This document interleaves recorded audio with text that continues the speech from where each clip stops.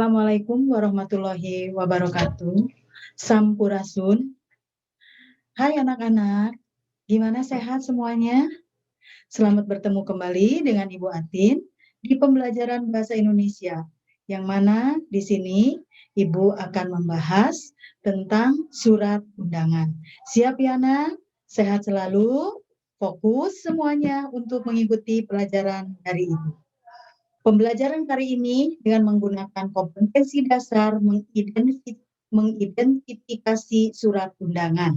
Ya, mari kita bersama-sama simak tentang surat undangan ini.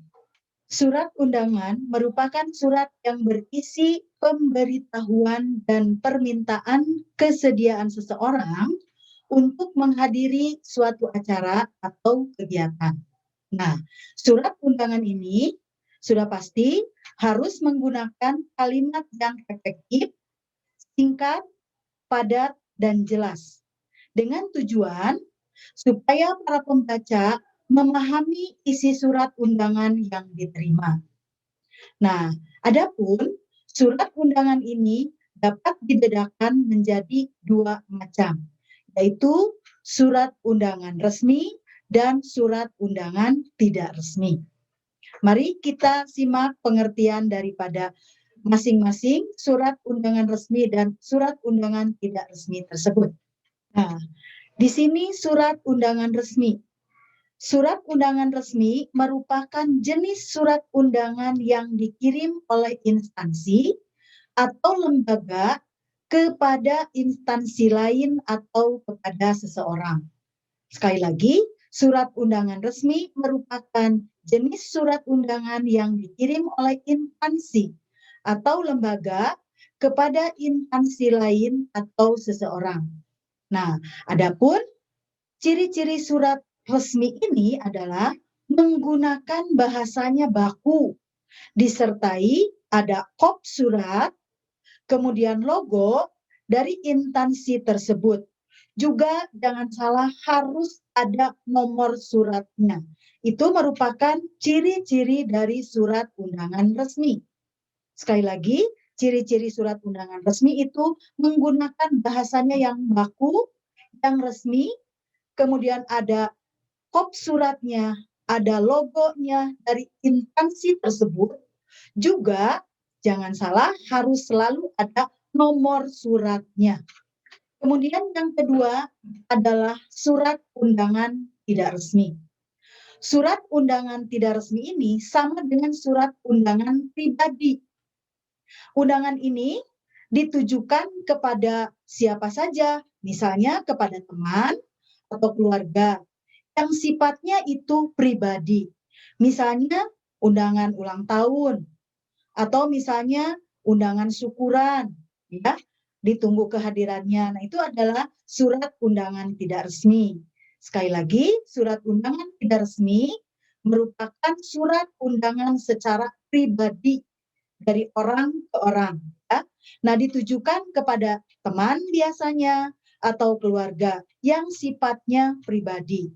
Misalnya undangan ulang tahun, undangan syukuran, ya, itu adalah contoh dari surat undangan tidak resmi. Nah, surat undangan pribadi tidak menggunakan, cirinya di sini, surat undangan pribadi tidak menggunakan bahasa baku, bentuknya itu bebas, serta tidak memakai kop surat, tidak memakai stempel, juga tidak ada nomor suratnya. Jadi bebas di situ ya, bentuknya tuh bebas. Jadi tidak baku, tidak efektif, isi suratnya itu kata-katanya juga. Jadi bahasanya memang ada menggunakan bahasa juga, ada yang bahasa baku, ya. Tapi di sini bebas, tidak memakai kop surat, tidak memakai stempel, juga tidak menggunakan nomor suratnya. Dan intinya perbedaannya itu adalah antara surat resmi dan surat tidak resmi itu, biasanya kalau surat resmi ada kop suratnya, ya, ada logonya. Kalau surat tidak resmi atau disebut juga surat pribadi, tidak menggunakan stempel, tidak ada logonya, kemudian tidak ada nomor suratnya. Paham ya? Perbedaan dari surat resmi dan surat tidak resmi, kemudian ciri-cirinya juga sudah jelaskan tadi perbedaan-perbedaan dari ciri surat resmi dengan ciri surat tidak resmi. Nah, mari kita lihat contoh. Di sini ada 2 buah contoh surat. Surat undangan resmi dan surat undangan tidak resmi. Kita lihat yang ada di sebelah kiri itu merupakan salah satu contoh surat undangan resmi. Ada logonya, kemudian ada nomor suratnya, ya, ada perihalnya, ditujukannya kepada siapa, kemudian siapa yang membuat surat tersebut. Ya. Nah, di sini ciri-ciri dari surat undangan resmi itu intinya ada logonya, ada nomor suratnya, ada kop suratnya. Bahasa yang digunakannya juga adalah bahasa yang baku, bahasa yang efektif, ya, tidak bebas. Nah, itu merupakan contoh surat undangan resmi. Kalian nanti bisa melihat, bisa membedakannya. Nah, sedangkan yang ada di sebelah kanan adalah contoh surat undangan tidak resmi. Misalnya di sini, ya, contoh surat undangan tidak resmi. Assalamualaikum. Aku berharap teman-teman dapat hadir pada pesta ulang tahunku yang ke-17. Sekalian kita belajar bareng di sana. Kegiatan yang akan dilaksanakan pada hari Senin, 30 April 2020, pukul 15, tempatnya di rumahku. Nah, atas kehadiran semua, aku ucapkan banyak terima kasih. Wassalamualaikum. Nah, dari sahabatmu tercinta, Aladin Putrajaya. Ya, nah itu adalah contoh surat undangan tidak resmi.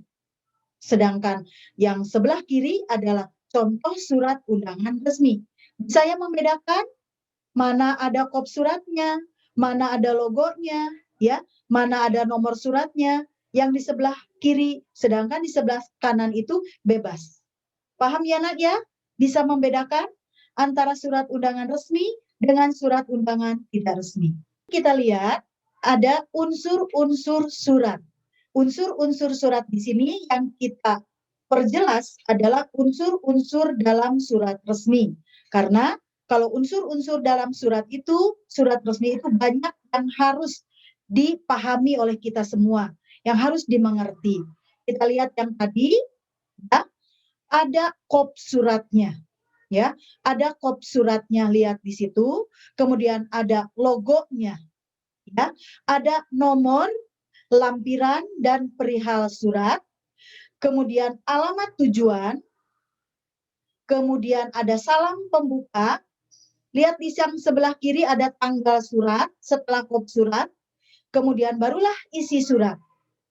Setelah isi surat, baru ada salam penutup, di bawah salam penutup ada pengirim surat. Nah, kita perjelas di sini ada kop suratnya Pemerintah Kota Bandung Dinas Pendidikan Sekolah Dasar Negeri 091 Ciberem. Alamatnya di situ Jalan Asrama Kipal nomor 56. Ya, nomor teleponnya sudah ada di situ. Nah, itu merupakan kop suratnya. Di bawahnya ada tanggal surat. Tanggal surat itu dibuat Bandung 10 Februari 2021. Nah, adapun nomor, lampiran, dan perihal surat, nomornya tertera di situ nomor 15, garis miring A, garis miring 21, 2021. Lampirannya tidak ada, perihalnya adalah undangan pameran seni siswa. Baru alamat yang ditujukannya kepada siapa? Yang terhormat, seluruh siswa SDN 091 Ciberem di Bandung. Baru ada salam pembuka. Salam pembuka di sini dipakai dengan kata dengan hormat. Barulah ada isi surat. Isi suratnya di sini adalah dengan ini kami informasikan bahwa SDN 091 Ciberem akan mengadakan pameran seni siswa. Ya, oleh karena itu seluruh siswa diharapkan hadir dalam acara tersebut yang diadakan pada hari dan tanggal hari Senin 15 Februari 2021, waktunya pukul 8.00 waktu Indonesia Barat sampai selesai, tempatnya di ruang kelas 5. Siswa diharapkan dapat berpartisipasi dan datang tepat waktu. Atas perhatian seluruh siswa SDN 091 Ciberem, kami ucapkan terima kasih. Barulah di situ ada salam penutup, yaitu hormat kami, Ketua Pelaksana Pameran Seni. Siapa pengirim surat tersebut? Pengirim suratnya adalah Sri Mulyani SPD. Itu merupakan penjelasan dari unsur-unsur yang ada dalam surat resmi.